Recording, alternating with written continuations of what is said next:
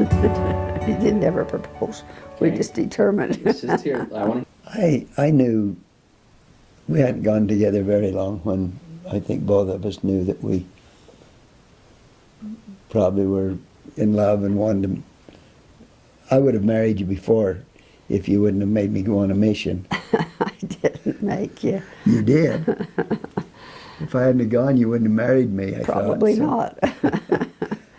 No, but you wanted me to go, so I got more interested and went. I think we kind of knew that we'd probably be married. Yeah. We'd dated from basically November to the end of that school year, which would be in May, and then you went to Mesquite and then came back to St. George, and I came down and saw you several times, and we rode a little bit. And, you know, being apart from each other, I knew there was something there. How about you? Me too. Well, anyway, I decided for sure that I'd go on a mission, and started interviewing. That Grandpa Ned was my bishop, and I went in and talked to him and had the interview, and then we had to be interviewed by a general authority.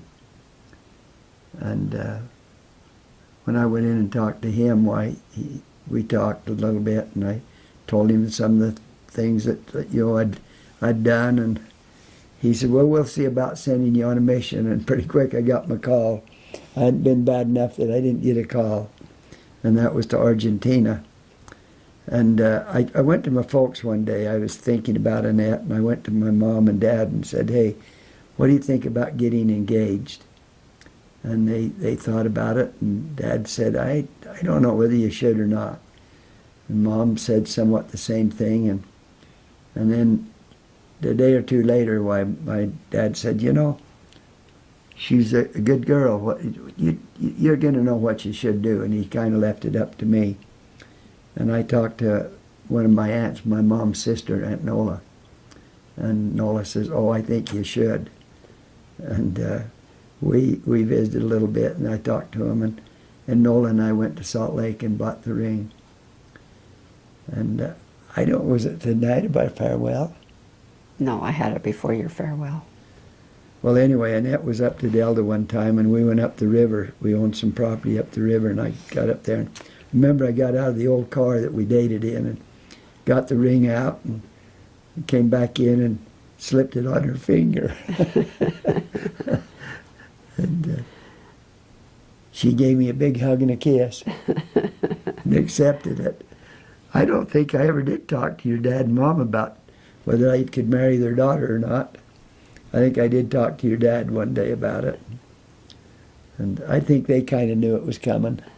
I think so. I think you didn't say anything to him until you came home off your mission. I think you did mention it to Daddy.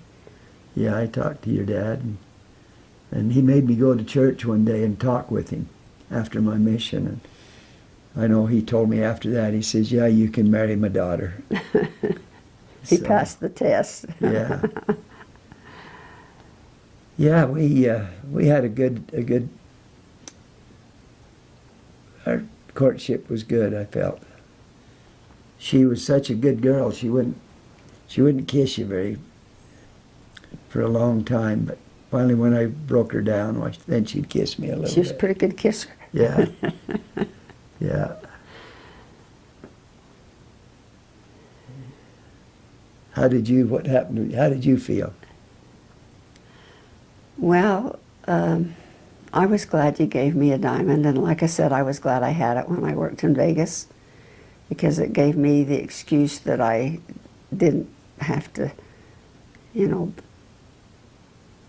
tell the boys I couldn't go with them because I was engaged, and I was glad I could tell them that. It kept me from having to explain why I didn't want to go with them. And so when he was coming home from his mission, he was gone 2 years and 9 months on his mission. By the time it took him a month to get down there, and then he took a month coming back. So he was gone 2 years and 9 months. and he was flying into California. And so I went to California with his family.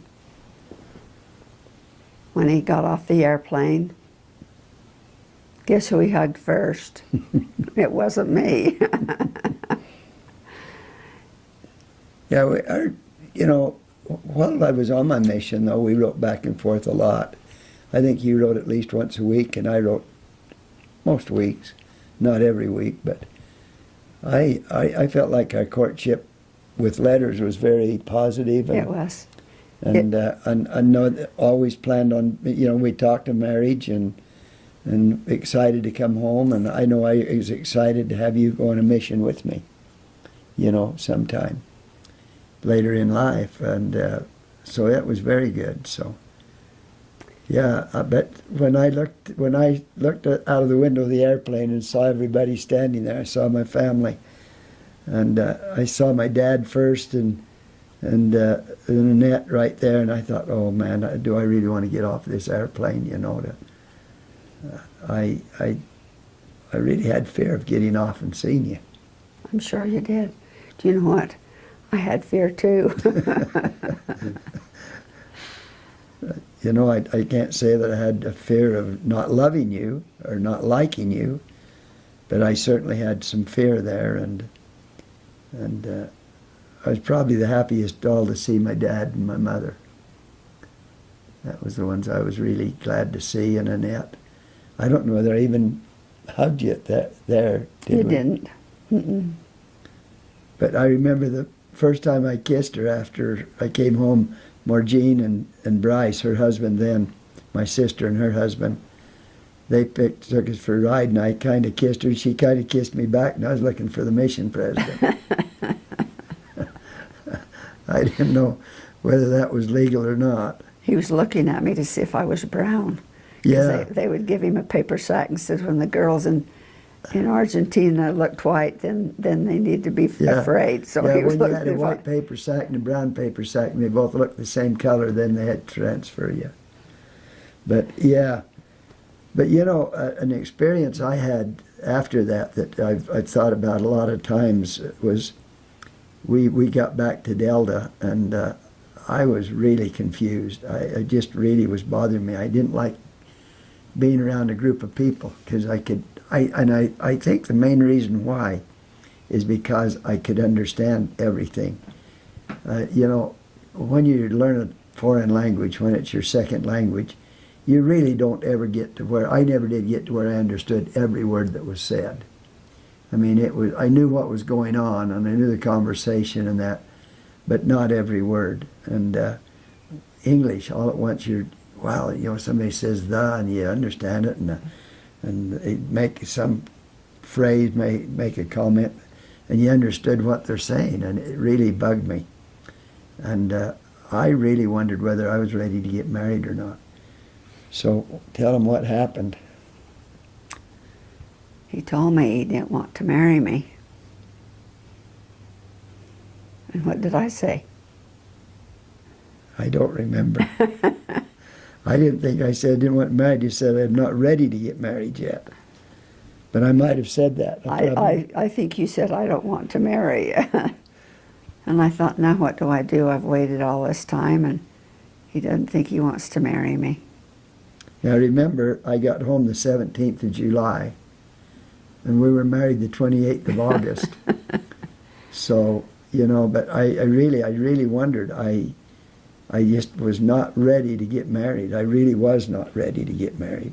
Well, you weren't ready for the commitment. No, I wasn't ready to go to college or anything else. And I remember saying that, and then I remember kneeling down that night and praying, and I think I really got the answer, but I don't think it was that the next day we decided to. It wasn't very many days. I don't think it went days. I think maybe a day or two, and I've often thought of that, Annette, that what if you'd have gotten angry and just walked out? I thought, that was the wrong thing for me to do, but it was certainly a confusing time for me at that time. Yeah. But she forgave me, and you forgave me, and we got married 3 weeks or 4 weeks later. Yep, we did. Yeah, within probably a little over a month, and we were married, and that was the best thing I ever did, was marry you. Thank you. Me too. Yeah, and it's been really a great marriage, Annette. You know, you dedicated your life to me, and you've followed me a lot of places. You know, school and that. You know, school was a fun time right after we were married. Down to Cedar was fun. Oh, I remember one day down to Cedar, and I went up and I was playing baseball up on the football field. Remember that day? I do. Well, anyway, I didn't see her, and she came up there, and she said I did. What happened? What? I can't remember whether I had supper fixed or was doing something, and you were supposed to have been home, and I waited and waited, and you didn't come. So I walked up to the school yard to see where you were, and you was out there playing ball, and I was upset. First time, not very long we've been married. That's the only time I've ever seen her angry with me. And boy, she was. I got the cold shoulder that night. There was no goodnight kisses that night. Oh, I don't think so. But it was fun. We had a good time. Tell them about our first apartment. Tell them what it was like. Our first apartment was an old boys' dorm that they had made into married apartments. Down to Cedar.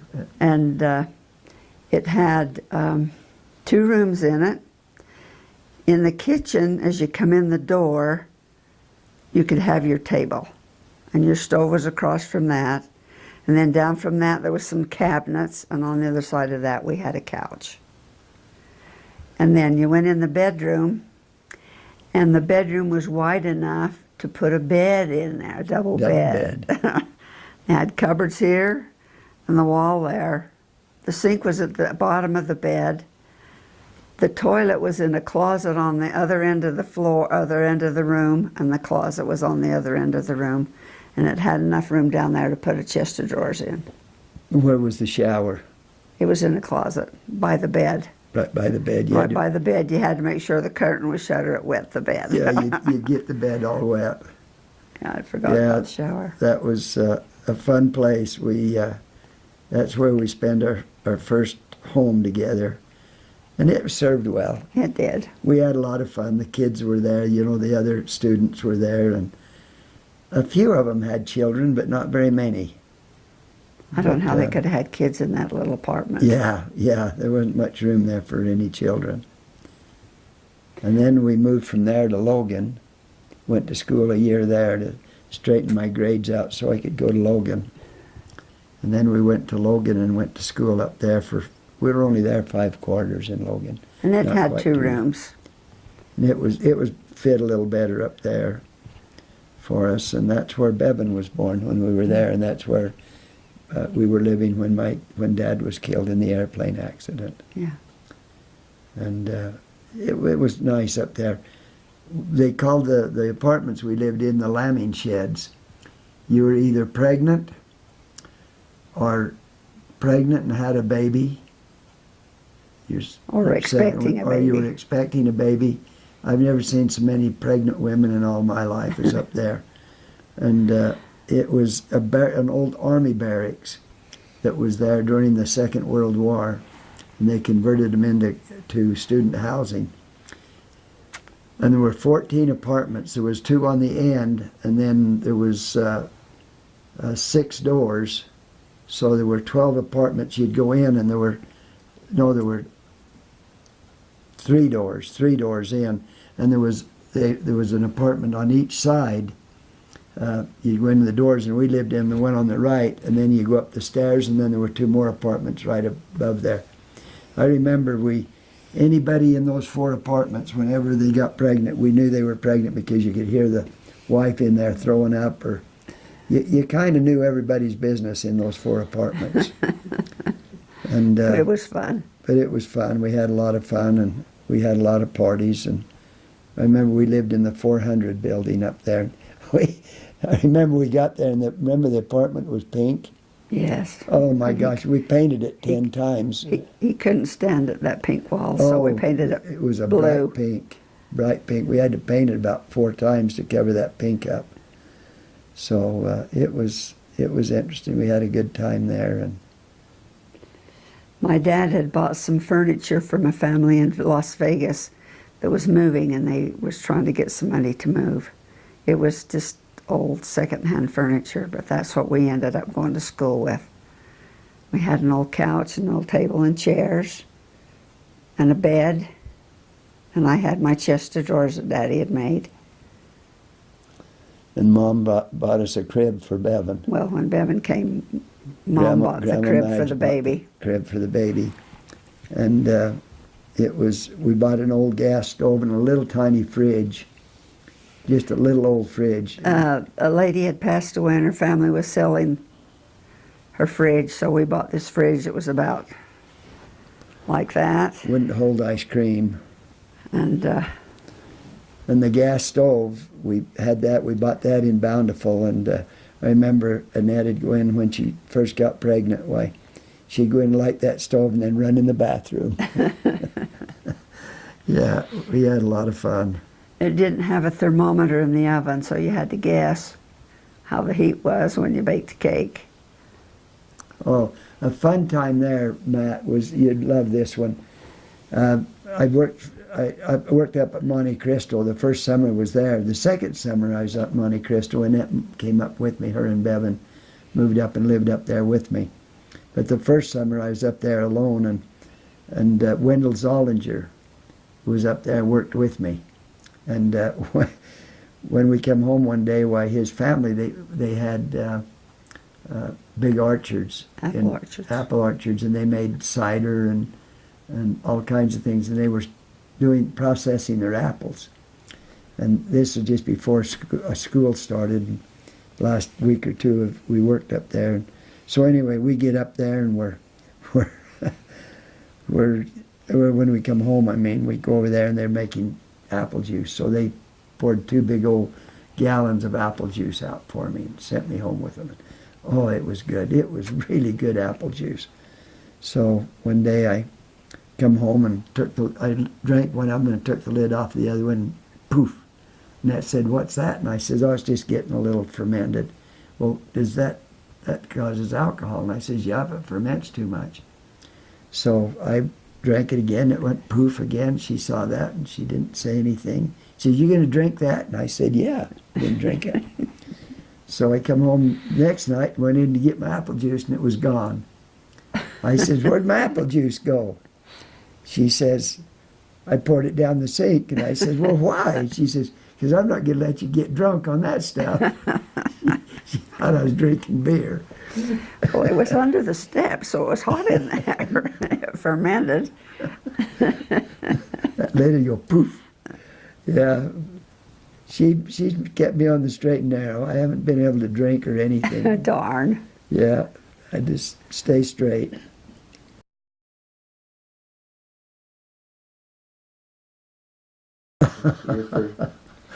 I didn't know this was it, and she stood back. She wouldn't play it. I said, "Oh, come on, get over here." Finally, one of the other gals come over, and they were playing it and enjoying it. And I noticed she didn't want to do it. I felt kind of bad afterwards. And we got back out in the car, and she says, "Do you know that's gambling?" I says, "What?" She says, "That's gambling. That's like playing poker and running the slot machine." Says, "Annette," I says, what do you mean?" She says, "Well, you can win." I says, "You can win a free game if you won anything." That's all it was free games. She said, "It's still gambling to me." So I'd never seen one before. Oh, that was funny. Yeah, that was a fun, when I found out she thought that was gambling, I realized then I probably should have quit going with her right then, because I knew that she was one of these religious, fanatics. Straight down the... No, she's been a great asset in our lives, and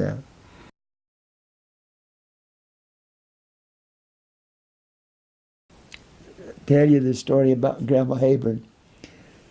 Grandma Hayburn was like the Beverly Hillbillies, Grandma and Granny and the Beverly Hillbillies. If you want to see your Grandma Hayburn, go watch the Beverly Hillbillies, and the granny in there, that's her. Well, anyway, one day I was teasing her about something, and she says, Abe. Most of my family called me Abe. She says, Abe.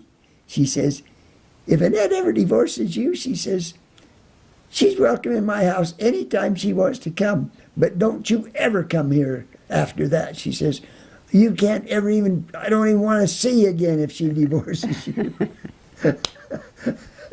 They loved my wife more than they did their own blood grandson. And I think my mother loved her more than she loved her son. No, she didn't. And yeah, she found a soft spot in her. Grandma Johnson, she took her a while with Grandma Johnson, though. Yeah, Grandma Johnson wasn't happy with your No, choice. no, Grandma Johnson didn't. She thought that she was... I don't know who she had to be picked out for, but it wasn't me. Yeah. But yeah, it was fun.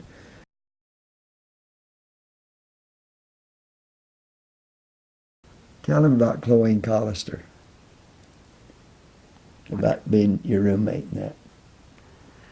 Chloe Collister was from Delta, and Abe dated her, and she was kind of like part of the family type thing, because her mother and Aunt Yvonne were And Yvonne, and Uncle Shine. Uncle Shine. Uncle Shine and her dad were brothers. No, her mother. Okay. Marge and Shine were brother and sister. Okay. Well, anyway, she was kind of in the family, and Abe was dating Chloe before he dated me. Well, we get down to college, and we end up being roommates. And I'm dating them both. I did not realize she was going to get some new roommates, and they were moving out in this apartment, out of the girls' dorm outside, and the girls that got out there were very good girls, and they trusted them very much. Well, I mean, I was dating two really, really good girls right there, and my family, my dad, I think, really wanted me to marry Chloe, and well, anyway. I was dating both of them, and I went over to pick Annette up one day, and there Chloe is. Oh, and now I was with Chloe like the night before, and that kind of broke that romance up. But I'll tell you what, she's a good. She is a good girl. She is a good You'd girl. have got a good yeah. one. You'd have got a good Chloe wife. and they were just the same type of girls, and. I can't say one bad thing about Chloe. She was probably one that I'm sure glad I married you, though. You have to say that because you did. No, it's proven right. Yeah, it's proven right. But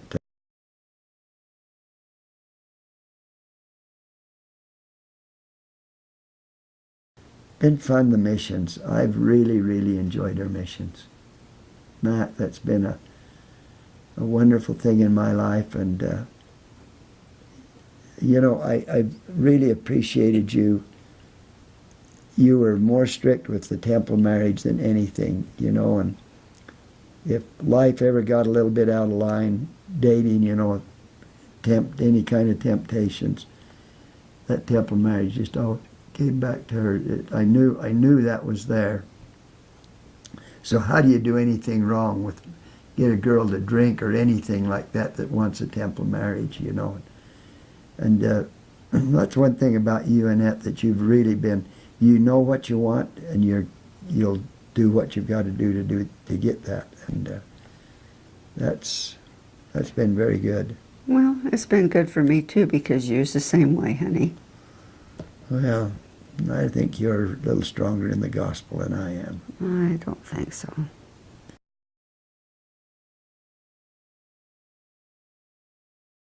Here's another good story. We were coming back from Calvin's in Arizona one day and stopped at La Virgen to visit. We became very close with with Alvin and Sharon, Annette's sister, just younger than her. And Alvin and I have hunted together quite a bit. And we've done quite a few things with Sharon and Alvin. Yeah. Well, we came around, decided, hey, let's go around and see through Laverque, and on the way back, we came up through Jacobs Lake, and instead of going right up 89, we swung over to hit 15, and maybe we'll stay with them, and maybe not. But we wound up staying, and Elder Scott was speaking that night in Laverque to the young single adults all over the St. George and Hurricane, all that whole area. And so anyway, I thought, yeah, you know, he'll be on the movie. And we walk in the chapel, and the movie screen's down. I thought, that's for sure. Now I know what it is. And that was fine, you know. I didn't mind that. Well, pretty quick, who walks in? Elder Scott. And I think, wow. And I think this exemplifies what Annette really is and that. But he talked for maybe 15, 20 minutes was all. And it was an hour and a half program. And he says, you know, I feel inspired to just open it up for questions and answers. So he opened it up, and he had just lost his wife, I think, not very long before that. Not too long. When Elder Scott's wife passed away. And he never did remarry. Well, anyway, he answered some questions, and the young lady way in the back asked a question. He recognized her and raised her hand. He recognized her. She says, what's the best thing God ever created? And he says, that's a really good question. And he didn't answer it. And he went on, and I thought, And he just kept going. I thought he'd refer back to it, but he didn't. And he kept going, and finally, right at the end of his time, he says, you know, time's about up, and he says, young lady, you ask a question way back in the back. And he said, could you ask that question again? And poor little gal, you know, it kind of surprised her. She kind of asked it again, but she didn't quite, she just was so startled that she had forgot she'd even asked the question. And he finally got her, he said, wasn't your question, what's the best thing God ever, yeah, she said, the best thing God ever created. And he said, it's the last thing he created, woman. And you know, I think, family, that's the best thing God ever created is woman. A good woman is a wonderful thing. And, you know, Grandma Annette, your mom, your grandma, is that kind of a woman. She's exactly what God created woman to be, and that's what you've been, Annette, and I appreciate that, dear. Thank you.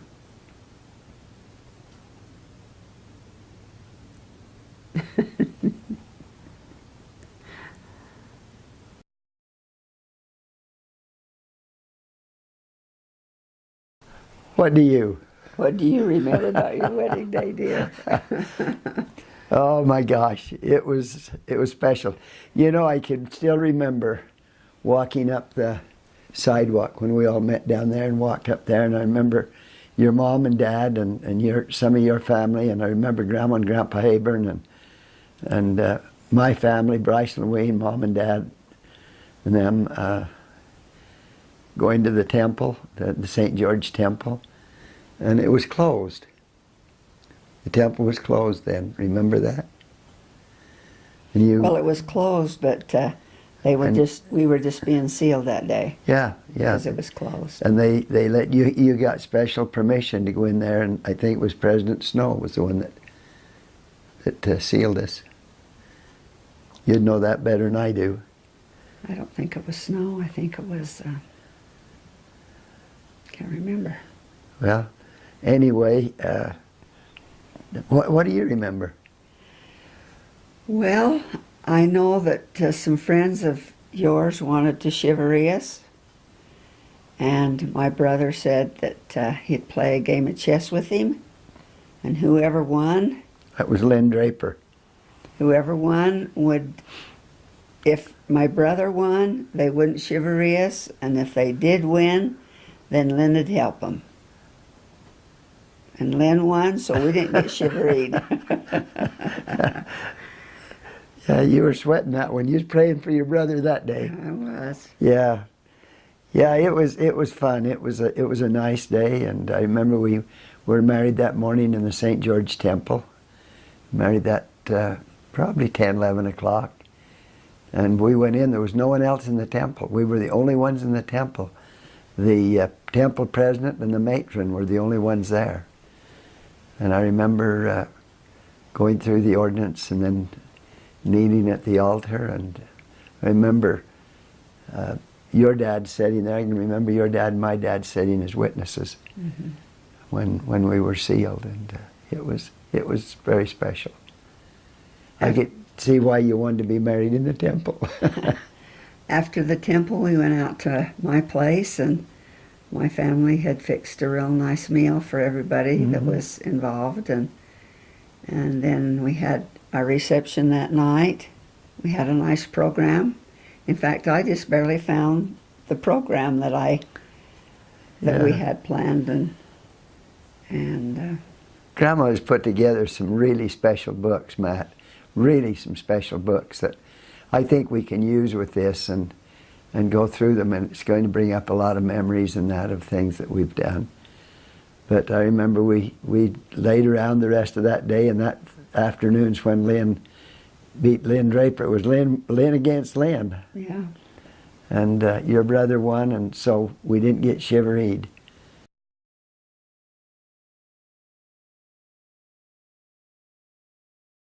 You know what a chivalry is? A chivalry is when, it depends on who does it, but a lot of times they would like kidnap you and take you somewhere. Most of the time when they chivaried somebody, they split the couple up. And sometimes they didn't get back together that night. Or they might make you wheel me down Main Street in a wheelbarrow. It just whatever the ones that chivalry you decide they're going to do. Crazy things. Yeah, crazy things. Fun things usually. Sometimes it got a little out of hand, but usually it was fun and enjoyable.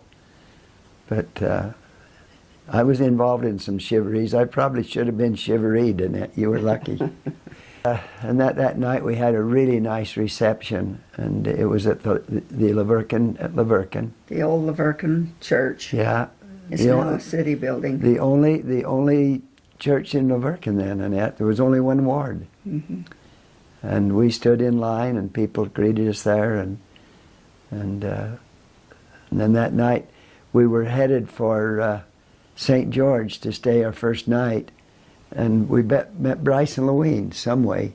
Well, when we went to leave the church, Aunt Louise stood in front of the doorway so nobody could come out until we got away. We got away and we headed out, and then they followed us. But anyway, we met somewhere between Laverkin and the river, the Virgin River, where you cross going to St. George. And we wound up stopping there, and Aunt Louise and Annette went out in the tulies and took her wedding dress off. I remember that. Changed and put some other clothes on, a dress or whatever you put on, I don't remember. And then we went on to St. George. We gave the wedding dress to Aunt Louise so that we didn't have to take it on our honeymoon. Yeah, that's right.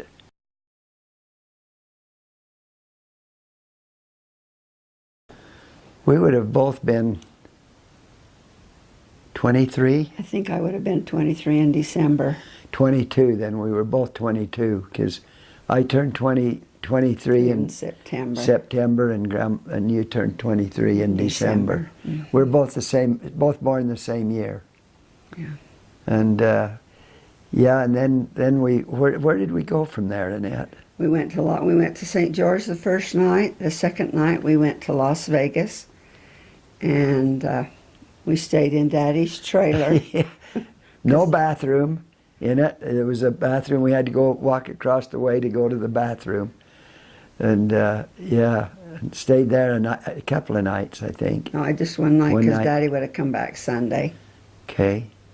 And then we went to the south rim of the Grand Canyon and spent a day there and a night.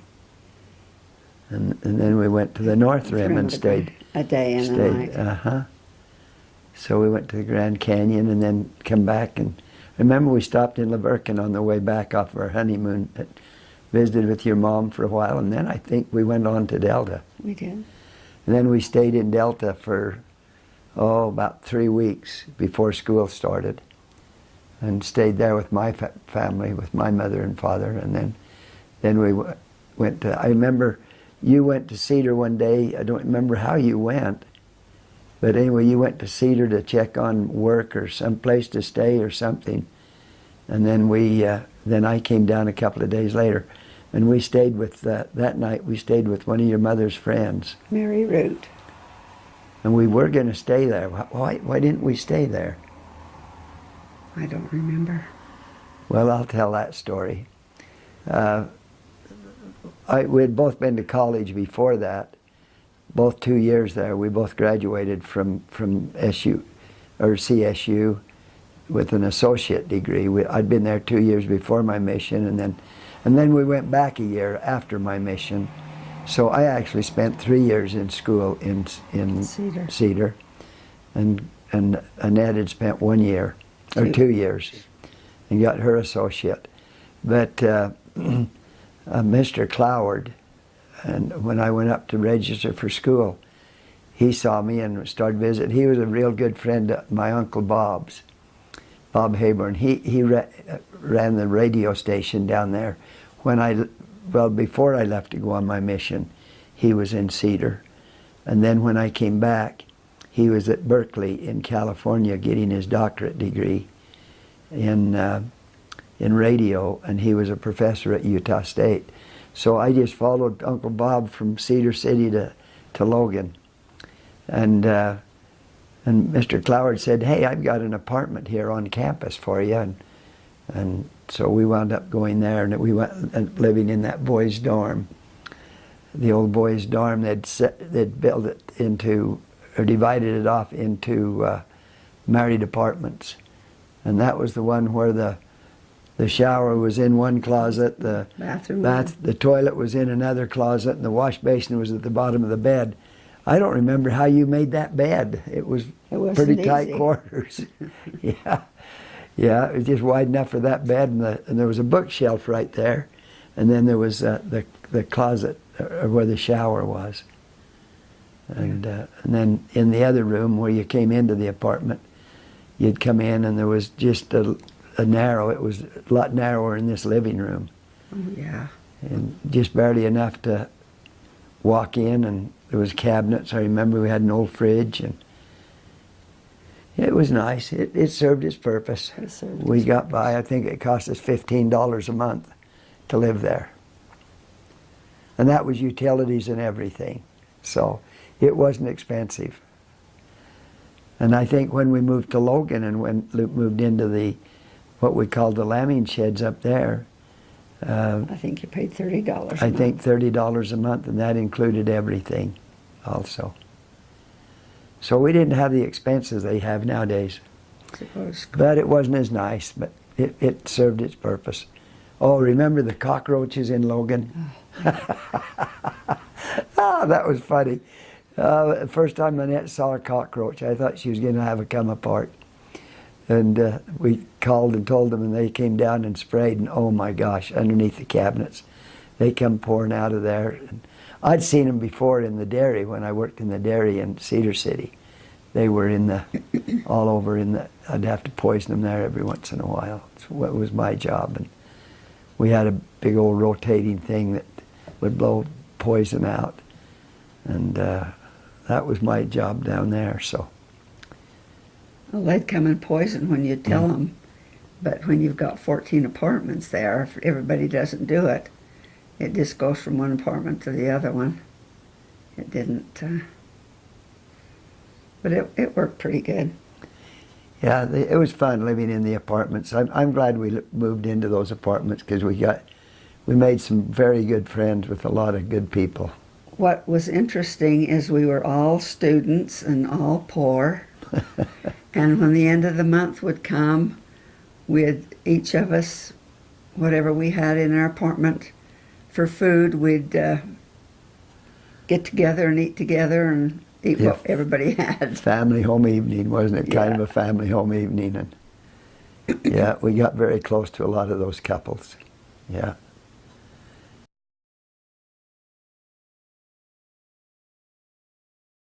Well, when we were in Logan, I went to work. First, I worked with the credit union, and then I transferred over to one of the banks. And I worked there until I had Bevan. And you basically just went up on the mountain and worked, didn't you, honey? Yeah, there, and I worked as night watchman at the campus, college. Yeah. And that's how we went to school, really. You know, I'd make maybe $75, $100 a month, and that's what we lived on.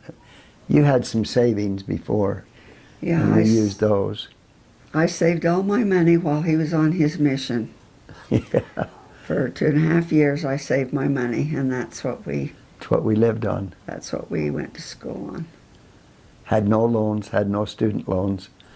When we left the college, we had no loans, and thank goodness, because I didn't make very much money. We got by. Yeah, yeah. Yeah, our first, well, let's see, we were about a little over a year and a half we were married before Bevan was born. We were married on August the 28th of 59, and Bevan was born in April 19th of 61. And yeah, in that much time we had the tragic thing of Grandpa Ock being killed in the airplane accident, and then that was a tragic thing in our lives, but we cleaned the library together in Cedar. So I think that made us like $25 a month. So that gave us $10 extra, I think, over what we scraped. And then in Logan, I worked as a night watchman, and worked until we left to leave. We were only in Logan 1 full year and 2 quarters. I finished up the end of my winter quarter. I had one class when we looked at it in December of my last year up there. We looked at the schedule, and I needed one class to graduate. I either needed a class in ornithology, birds, or a mammalogy class. So Dr. Lowe said, why don't you go talk to Dr. Gardner and see if he'll let you take that correspondence.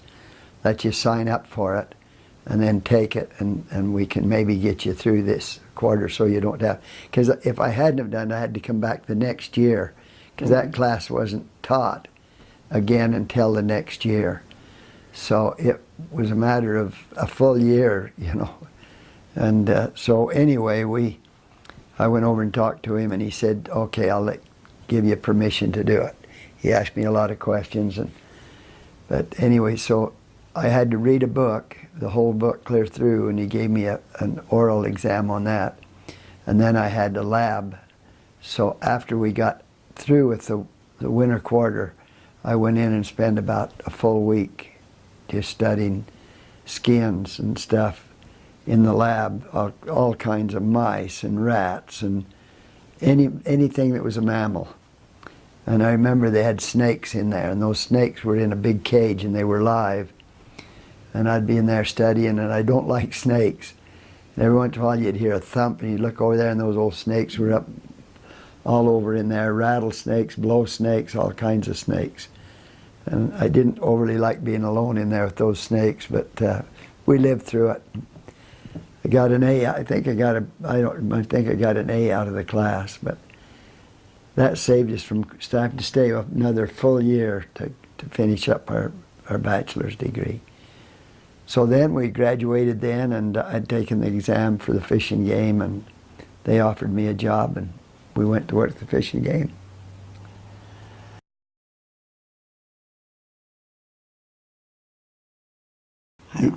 You got an associate's degree in that. Okay. Yeah, 2 years as associate, and I got my bachelor's. And what were they in? Mine was in wildlife management and zoology with a minor in Spanish. Mine was in chemistry and biology, I think. Just chemistry and biology is basically what I was going to be a nurse one day. And I says, it's ironic that your mother, that's what she went into. That's what I wanted to go into. But I ended up in business.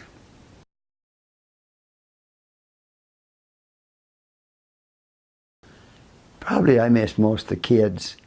You know, I really enjoyed following our kids in sports.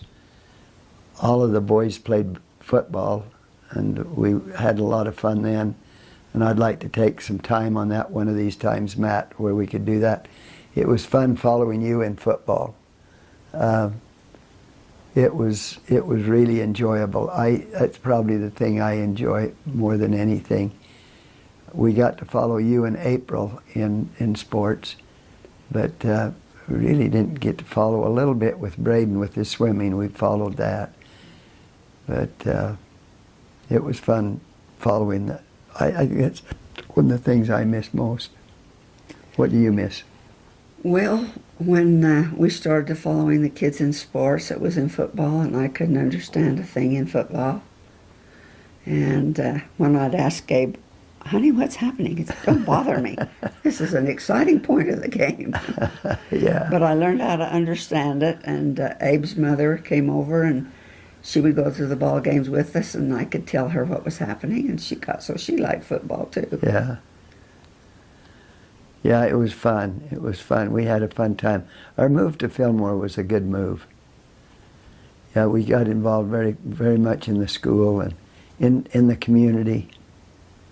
And that's what got me to run for county commissioner, was being involved in the community, and that was I enjoyed that, but it was hard on the family, and Annette didn't want me to run again. She said, I wished you wouldn't, so I weighed everything and decided not to run again. So, but that was a very, very good thing, and it's probably what's caused me to do what a lot of the things I've done in my life, is that 4 years as a county commissioner. I was going to say, it taught you a lot of things on how to get the Old Capitol or Old Capitol Storytelling Festival going, finding funds to help fund that. Yeah, the Old Capitol Arts and learned Living through History Festival was what we started, and we tried to put the Old Capitol Storytelling Festival in with that, but it didn't work, so we separated them, and it's how I've got the money to make those things successful, is the days as a commissioner. Yeah. When you try to compound dollars, get different people, to put in, and get a little bit from everyone, and then you can make things work quite well.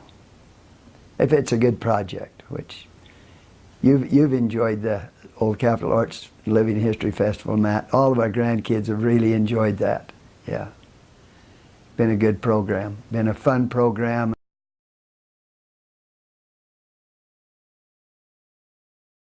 My main love was wildlife, and Annette let me do that, and 10 years there, and probably the reason I left the fishing game was family.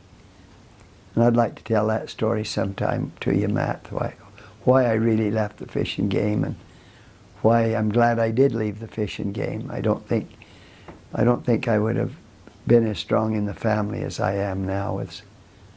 But the family, we both come from great families. Annette, we really do. You come from a great family, and so do I. Yeah, I agree. And just very, very close families. And it's been a lot of fun.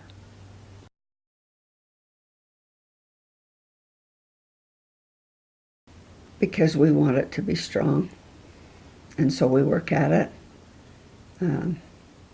We had good parents that had good relationships, and so that's what we wanted too.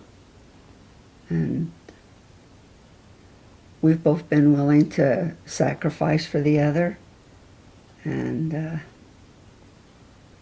say we're sorry when we need to. And give her way. Oh yeah. I think it's me giving you your way. Who's going hunting the next 2 weeks? Yeah, it's She's been very, very liberal with me. She really has. She's given me a lot of rope to hang myself, which I've done that a time or two. But I think, Annette, the main thing that I've never doubted your love. I have never, ever, ever doubted the love that you've had for me. And you've always been willing to forgive me, and you've always been willing to forget. You've never brought things back up. Never. Have I ever heard you ever bring something back up? Well, maybe I'd like to. Would you please go out and get those things off the lawn? And clean up the garage. It hasn't been a week or two yet. But then trust. I think trust is one of the main things that's been... Yeah. I've just always trusted her, you know. I didn't do anything for you not to trust me. No. You're the one that's off gallivanting. Yeah, you know, but I've never felt like there's never been anything there that you've not trusted me. That's right. Yeah. So, you know, I think if there's anything that I've done that I would do different with our marriage, is I would have allowed you to see your mother more, especially in the last few years of her life. I think we've been more with my family than we have with your family. Yeah. Yeah. But your family's been more reunions than my family. You know, it's give and take there too. You know, your family's had some great family reunions that we've missed very few of them. And you know, Matt, the older I get, the more I love her. That's the thing. Our love has never been. We've never let it die. It's never gotten to where it's just the same. I still feel that strong love. That it's just there. She's been a great mother, a great wife, and the missions have been fun. We still enjoy each other's company. When he gets in the car and wants to go, he wants me to go too. Yeah. I would say, I think maybe trust and just always that. I just feel the same towards you today as I did the day you walked through that door. That was a long time ago. Huh? Yeah, it's just something there that's been wonderful.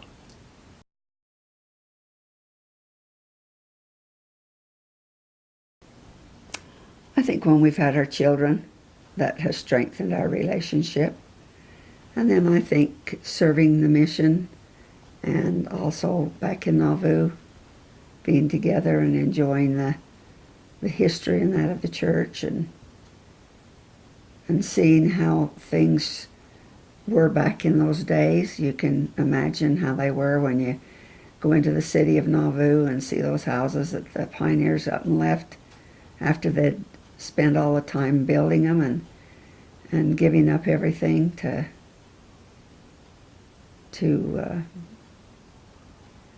build the kingdom of the Lord. I think that, to me, that was a good time to share each together with the things that we did there. Was fun for me. And serving our mission was fun. I couldn't understand a lot that went on, but it was fun. My first mission, Annette and I were engaged when I went on my mission. I gave her a ring and then left on my mission. And that's an interesting story, but I remember things, special things, baptisms and special times in Argentina when I thought, you know, I wished Annette was here to share this with me. And then when we went back to Paraguay, I just really enjoyed that, to be able to share those moments with Annette, to see her stand up. Right after we got there, we went up to the Chaco. It's up in the northern part of Paraguay. And there was the Neva Clay up there, a group of the native Indians. And I watched Annette stand up and talk and bear her testimony.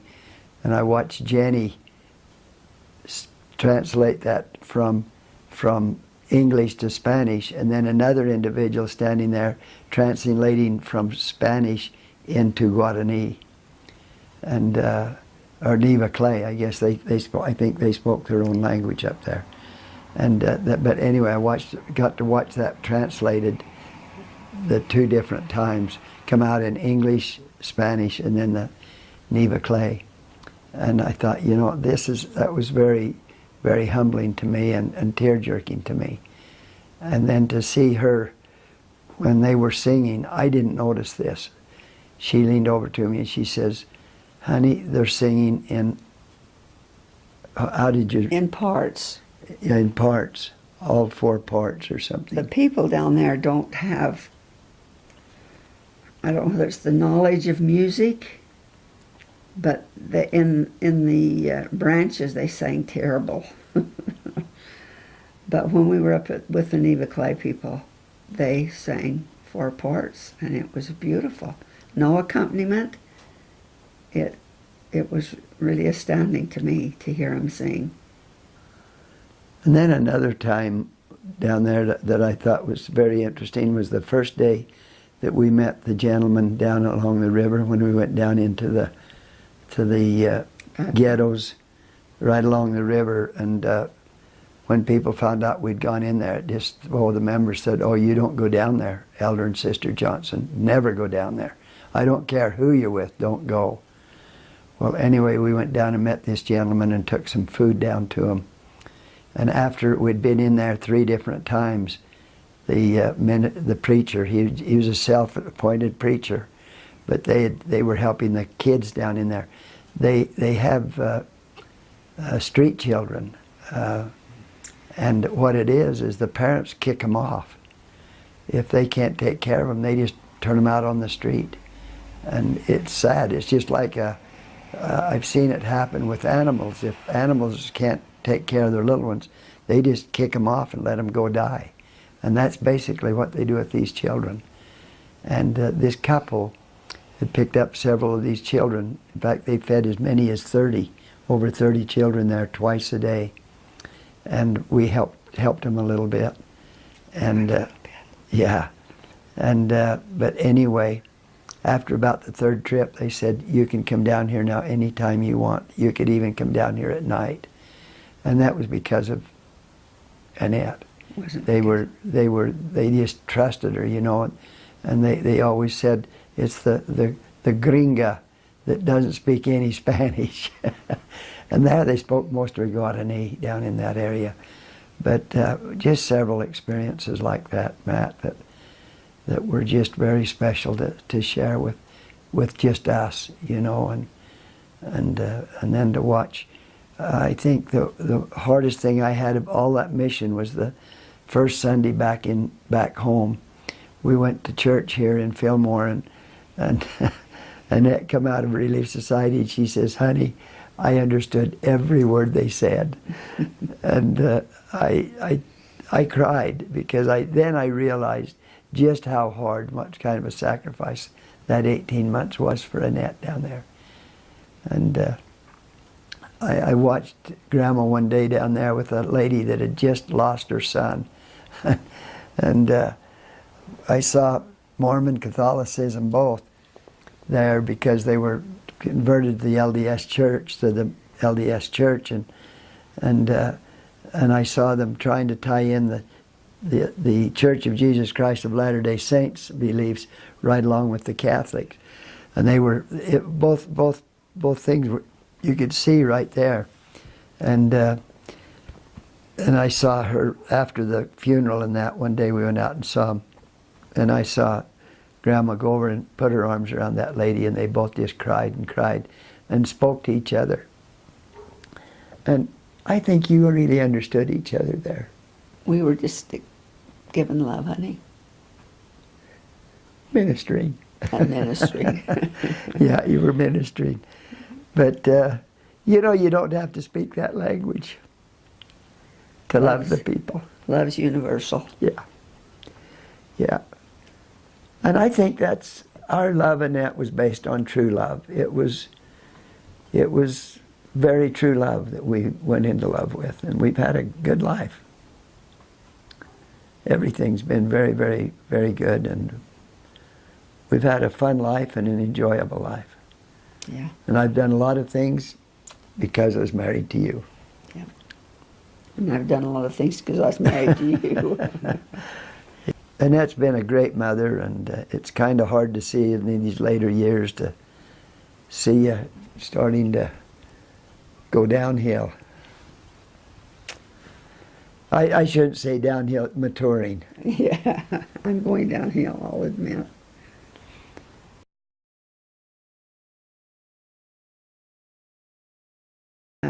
It was always fun to have cleanup day or whatever Daddy decided we were doing, gathering nuts or whatever we did, and then we always went somewhere and done something.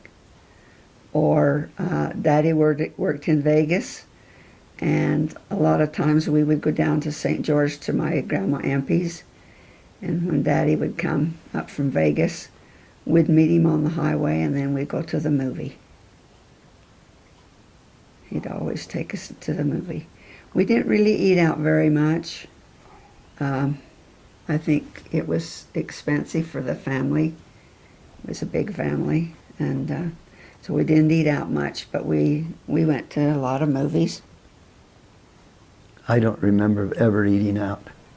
I Being, at home and then leaving home and going up to the cafe or something. Yeah, we didn't I don't either. think we ever did that.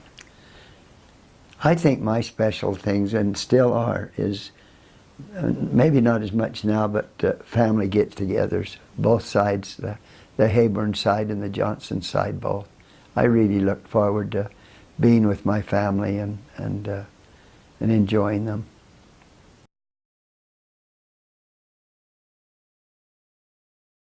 On the Hayburn side, we'd go up and Every have dinner Sunday. about every Sunday. You'd go up and eat at Grandma and Grandpa Hayburn's, at least once a month, but sometimes 2 and 3 and 4 times a month.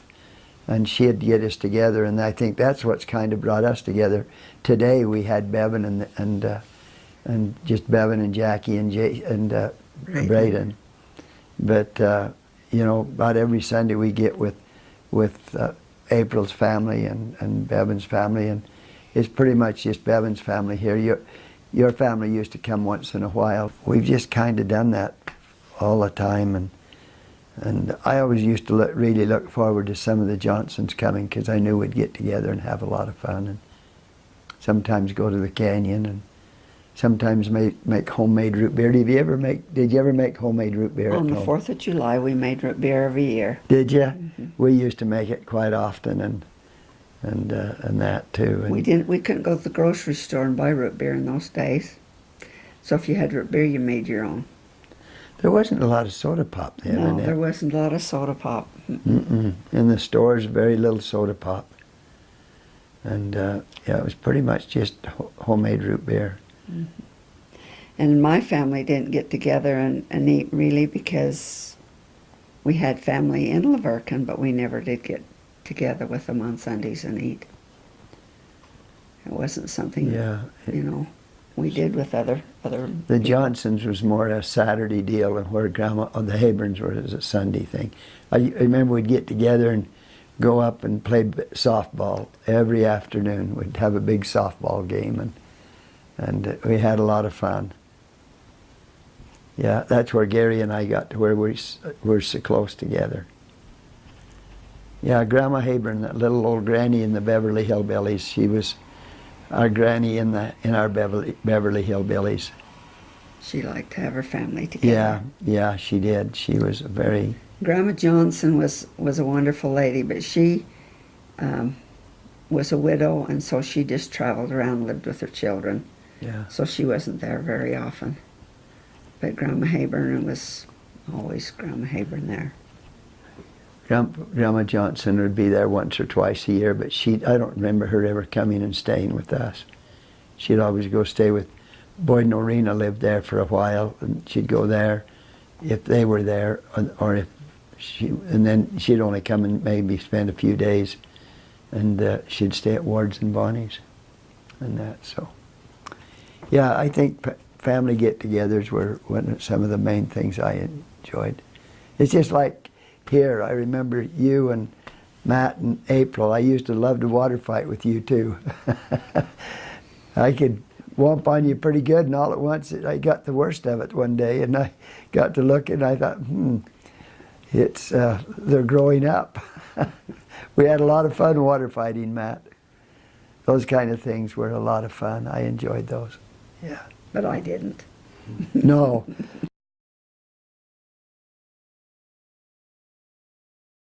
First time we ever, I thought, I come home one day from school and Annette was in the shower in Cedar. And so I got to come in real quiet, got some water, went over and threw it on her in the shower. And boy, that was the wrong thing to do. She got upset. Well, before we were married, down to the Laverque, or in Tokerville. When you threw it on me up the I creek. I threw water on her. Whoa, it was the wrong thing. She don't like to water But fight. you didn't learn from it. No, I still did it once in a while.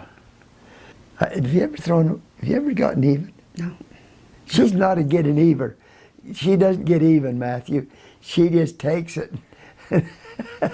I'm not a horse player. No, you're not. not a Yes, you are. One day you pulled it. Remember in Loa? You don't remember? Oh, when you didn't get to go on the buffalo hunt.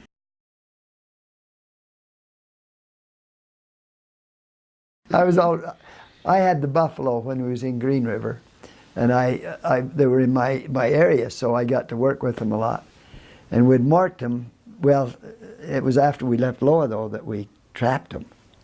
Yeah, we trapped them after I left Loa.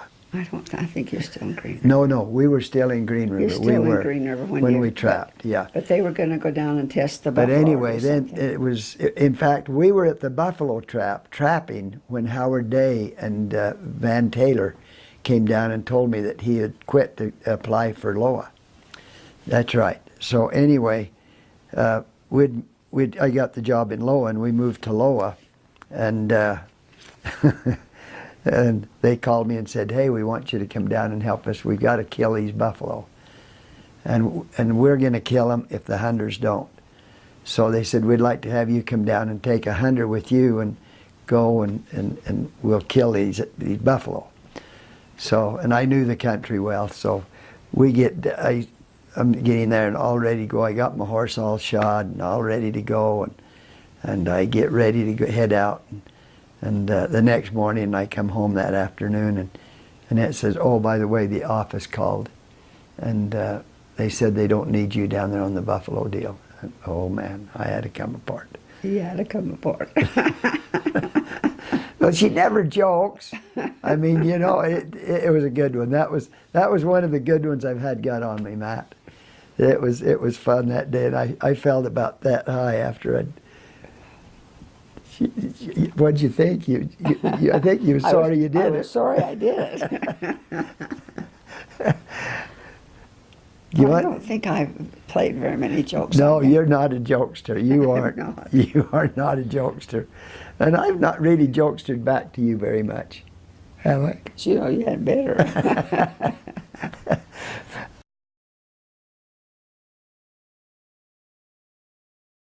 I remember one day when Grandma cooks.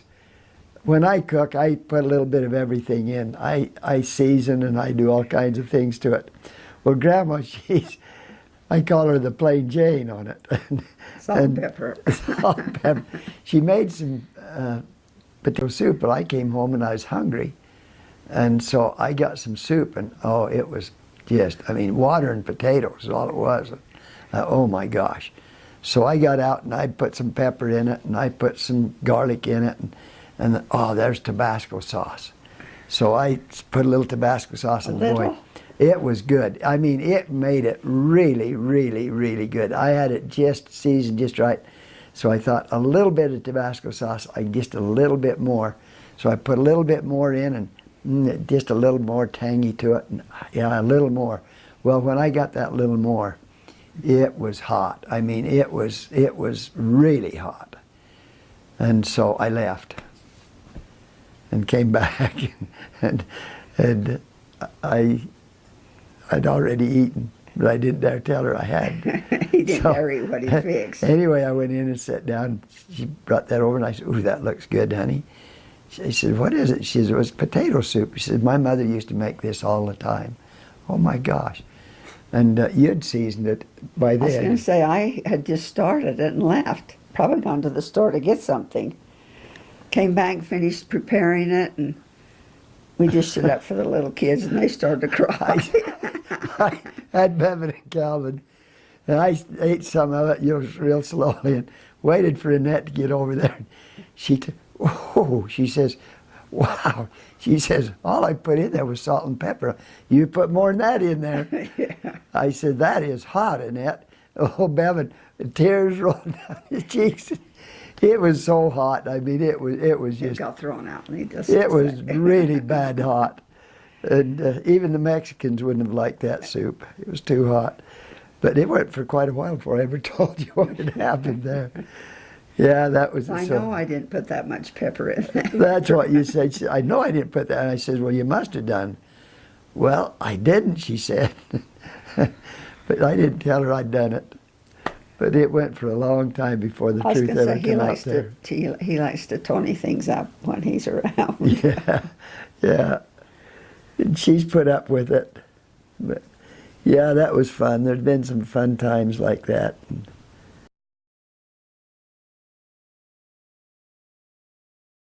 You know, Cedar was good, Annette. Logan was good. Green River was good. I've moved you all over everywhere. We've moved a lot of times. But I'm not moving anymore, so don't ask me to. Don't take you any more of them, huh? No. Well, it's your fault because we've been all over this continent. I hope you don't want to go to I'd like to go to Alaska though, but hope you don't want to go to Canada on another mission or something, because you've taken me to South America twice. You've made me go to South America twice. You made me go to Nauvoo, and now you made me go up to Salt Lake and work up. It's your fault. You used your own agency. No, it's your fault. It's your fault. If you'd have said, "Let's get married," I wouldn't have gone on any of those. Well, I didn't say that, did I? No, because you said you wanted to marry a returned missionary. So- You wouldn't marry me unless I did. I know, but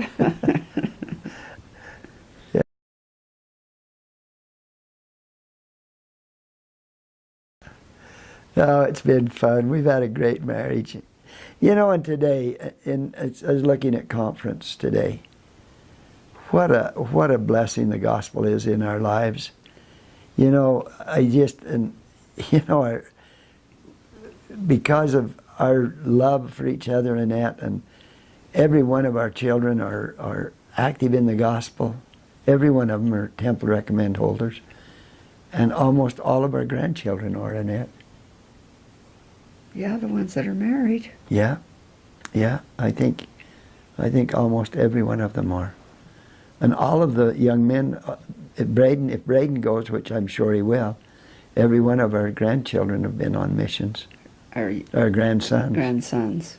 Yeah. But we've not had a granddaughter go yet. Well, I don't think you'll get a granddaughter. No, I don't either.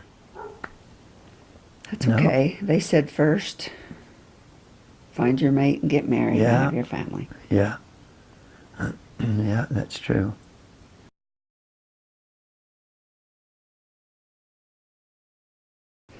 I think the thing that impressed me the most is the fact that several of them talked about we're going to have hard times, but we can still make it. That we need to accept those hard times and do the best we can, and realize that it's not necessarily the Lord that's doing it, it's what we're doing to ourselves or somebody else, and that we all have hard times to face. I look at the Allens and I feel really sorry for them, but who's to say what we're going to have to face? You know, Abe may end up taking care of me, or I might end up taking care of him, because we're getting to that age and we don't know what our future's going to bring. You know, it's like the Allens, like you just mentioned. I mean, You know, he was coming up here to the festival, and I looked for him from 3 o'clock on that day, and he didn't ever show up. Well, that morning, he had been picking peaches and just walked out around the yard to see what else he needed to do, and fell and broke his neck, and he's paralyzed from the neck down. And you know, it's like your dad. Your dad went to sleep, retired, and went in and went to bed. Supposed to get up and go tend the water, and he didn't go tend the water. He didn't go tend the water. Died of a heart attack. My dad got on an airplane and never came home. Yeah. You know, and we don't know what we're going to be facing. I think the thing that I enjoyed more about it than anything is how they're turning the gospel back to the families, to be taught by the families. It's where it needs to be. It's a family affair. The gospel is an individual affair, but it's still a family affair. It's you and I trying to. It's Grandma and Grandpa trying to make sure the children and the grandchildren are able to be where they should be. And I think, like my dad said, Abe, please do not waste your life in the gospel like I wasted mine. You know, he'd had to been in his late 30s, maybe even his early 40s when he said that. Well, it wasn't. He was in his 40s. When he said that, he would have been 47 years old. Because he was killed. He'd have been 48. I think 48. I think he'd have been 48 his next birthday. And, you know. We don't know. We don't know. We have to meet the challenges and depend on the Lord to help us survive it. But I really enjoyed it. And I think the temples, when I was in Argentina, all of Central and South America, the Mesa, Arizona temple was their temple. All of Central and South America. And I served in Mendoza for 9. That was the longest place I stayed of any one place, was Mendoza. And today, President Nelson announced Mendoza as the next temple. Yeah. You know, and that's what the gospel's all about. We receive those ordinances that will take us by the guardian angels in heaven. We can pass them because we know the words and the signs and the tokens that we need to do that. And that's what it's all about. That's where it is, and that's where we're sealed for time and all eternity.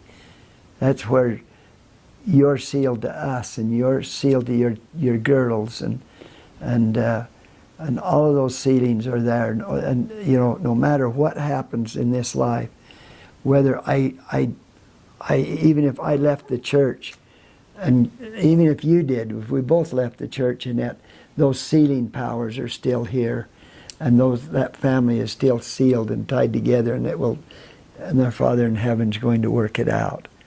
But I just hope you and I can stay faithful to the end of this. You better. Oh, we've got to. Well, like they said today, even if you have had those sealing blessings and you depart from them and you repent, they're still there. Oh, yeah.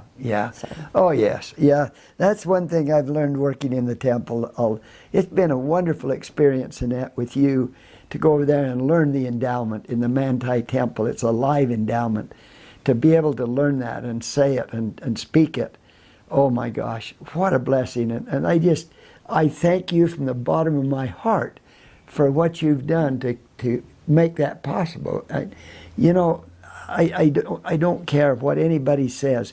It's still a woman that is the best thing God ever created because of what you are. If you didn't want to go to church, Annette, you show me an active woman and an inactive man, and I'll usually show you an active couple before long. But if you show me an active man and an inactive woman, not very often do I see that being an active couple. It's usually not there. And But I'm so thankful for your love of your Father in heaven, and when a time or two when we were going together, when I wanted to go to a dance somewhere, I remember a dance I wanted to go to up at Billy Van's, and you had heard a little bit about it, that maybe that's not the best place to go. And we didn't go because of you. Best dance floor in the state of Utah. And I thought, it's okay. It's all right. But the conference was absolutely phenomenal. I'm going to love those two-hour blocks. That's going to be nice instead of 3. I get out of church earlier. So But then what are you going to do with your day? I think what you've done in there, I think what you've done in there in these books, I think we need to take those books and take those and advance those on.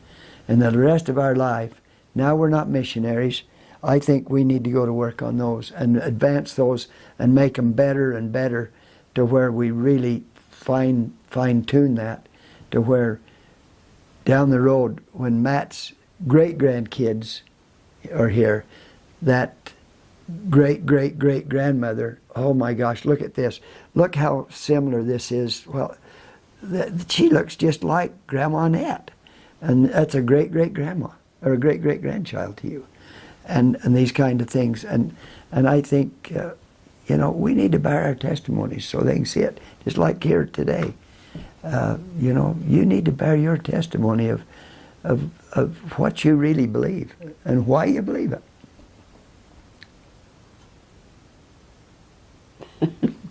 You want me to do it right now? Not necessarily right now, but one of these times Matt's got to record your testimony, and you need to really tell him what you really think of the gospel.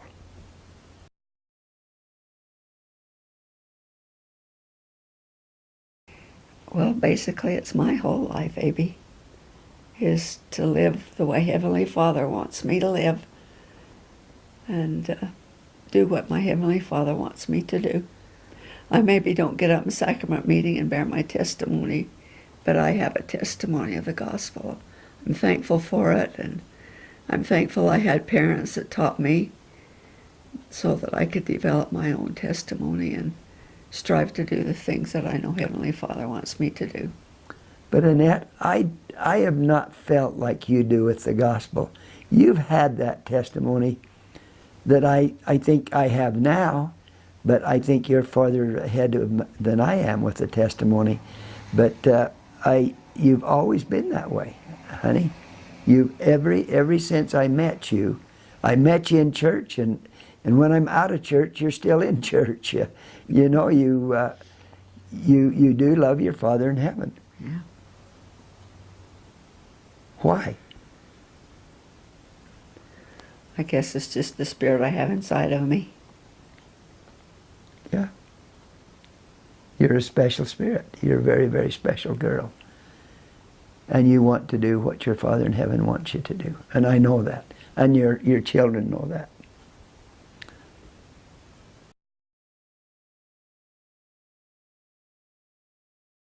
You know something interesting, Matt, is I've told you this before, but I want to tell you this again. My family, including you kids, including you, Matt, if it's like my grandma Habern told me one day. She said, if Annette ever divorces you, you can't come to my house anymore, but she can. And all of you'd be the same way. Grandma Annette is your favorite. No, she's not. And I'd be in deep doo-doos, honey, if anything ever happened that I left you. I would be kicked out of not just this family, I'd be kicked out of my whole family, the Haberns, the Johnsons, and all of us. But I'm not the favorite, you are. No, I don't think so. I think you're the... Who the little kids run to when they come in the house? Because I give them cookies. I have to bribe them. You don't have to. You're just there. I mean, it's just you. You just sit over there, and they flock over there to you, and yeah, it's fun. It is. Yeah, I have to buy them. I have to buy cookies. You do. You buy them. Okay, there it is, right there. See how you give up? I mean, when it's the truth, Matt.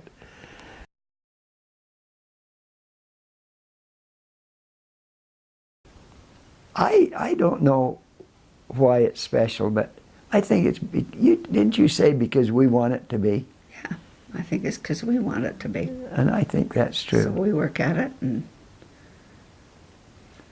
And you know, it's just like my dad told me that day. He turned around in that saddle on the Manti Mountain and looked at me and he says, Abe, please don't waste your life like I have my life in the gospel.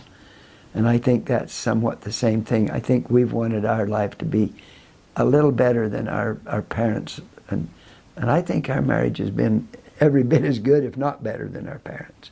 But they made it that way too, Annette. They made it possible for us. Yes. Yeah. They have to make their marriage. We have to make our marriage. Yeah. Matthew had to make his marriage and it didn't work because that wasn't so that somebody was willing to do the other part. Takes two. It takes two. It can't be one. Yeah, marriage is two. It's not a one thing. And I know a lot of people say, you have to give 110%. I don't think so. This lady right here has given 150% from the day I met her. And now I still say, Annette, it's your fault because we've had the marriage we've had. You've made a great home. But you know what? With Matt bringing all this stuff in here to do this, to make what we're doing right now possible, I've not heard one complaint today about it. About stuff in the living room? Yeah, look at your living room. Well, he's not going to live this way. See, Matt? You're going to have to put it up. That's just the way she is. You get it out. But it's like I told him, I like order, Abe, and you can't have order if you've got things in your living room like this all the time. Or if you don't put your shoes in the closet once in a while. Or pick your papers up on your desk. That's not order. You're going to have to go film Grandma's desk in there, Grandma's office in there. But you've got to film it twice. Once when it's just cluttered all up, and that's Grandpa. And then when it's all nice and clean and looks tidy and nice, that's Grandma. And sometimes she gets in there and cleans it all up, and then I can't find anything. Honey, you couldn't find it if it was there. Honey, have you seen this? That's right. That's right. That's true. Yeah. Even when I clean it up, you can't find it. Or if I don't clean it up, you can't find it. Oh, it is. Yeah, it is that.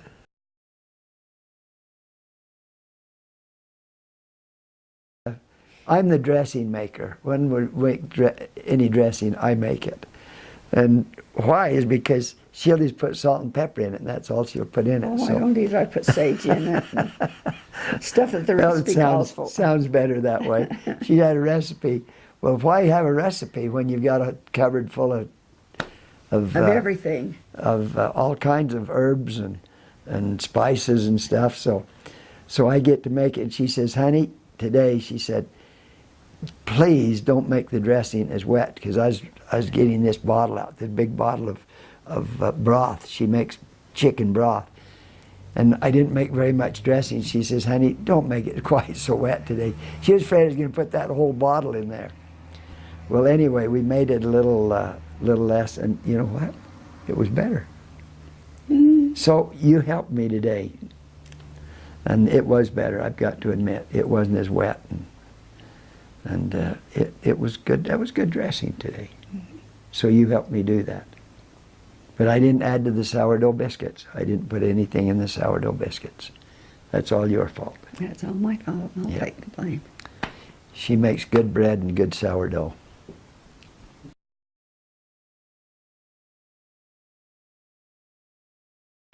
Abe's a lot better cook than I am, Matthew, because he likes to put everything in it with the kitchen sink. And me, I'm a plain Jane. What can I say? And when I cook, I don't taste. If I taste it, I don't want to eat it. So But my family survived, and But I disagree with that I'm a better cook than you are. Some things, yes, I would say maybe I am a better cook than you are. When it comes to cooking a prime rib or some of these things, but Annette, when it comes to cooking chicken, Matt, you've eaten her chicken. There is no chicken in this world like Grandma's chicken. Now, I cannot do that. I have been honored with my Dutch oven chicken for probably 30 years. And not once is that my chicken, dear. And you know that, and I know it. So I think there's that when you say I'm a better cook than you are. Now, I add a few more things to it than you do. you add a lot more things to it. But you've gotten to where you do that too with your chicken. And you get your chicken pretty spicy. So, no, I There's other can't. things to eat besides chicken. Yeah, potatoes and gravy. Gravy, oh, you're by far a much better gravy maker than I am. And roasts, better. Prime rib and a few of these things, yeah, maybe. And making meatloaves, no, you're better on meatloaves than I am. I overdo them, and sometimes I tip them over, like that potato soup. That was funny, though. I didn't tell you that for a long, long time. I imagine there'll be some more of those come out before we're done, honey. I'll have to admit probably to some other things that I've done to you. But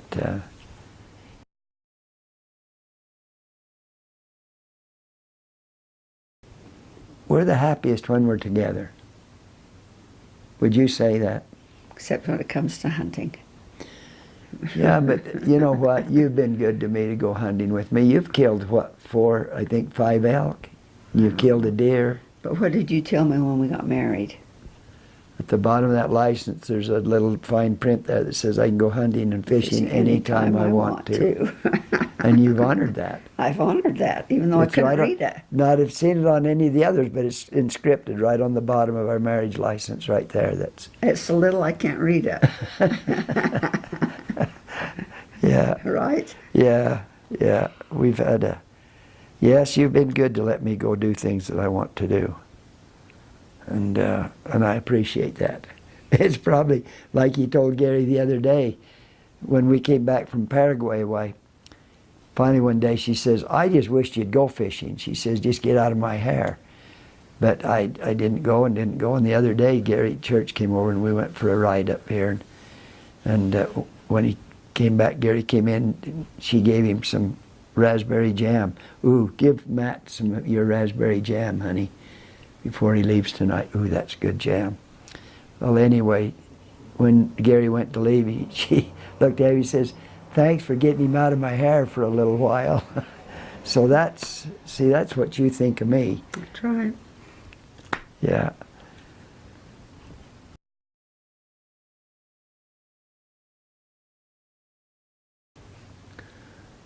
You know what? And you have really made my life nice, and I appreciate it, and I want you to know just how much I really, really love you. And I really, really love you. Yeah, it's been a fun time, and you know, I know I've been selfish with you at times and not let you go on and done things you wanted to do, but you're worth being selfish with. When you got something as prized as you are, I have to be selfish. So, but I do love you. I love you.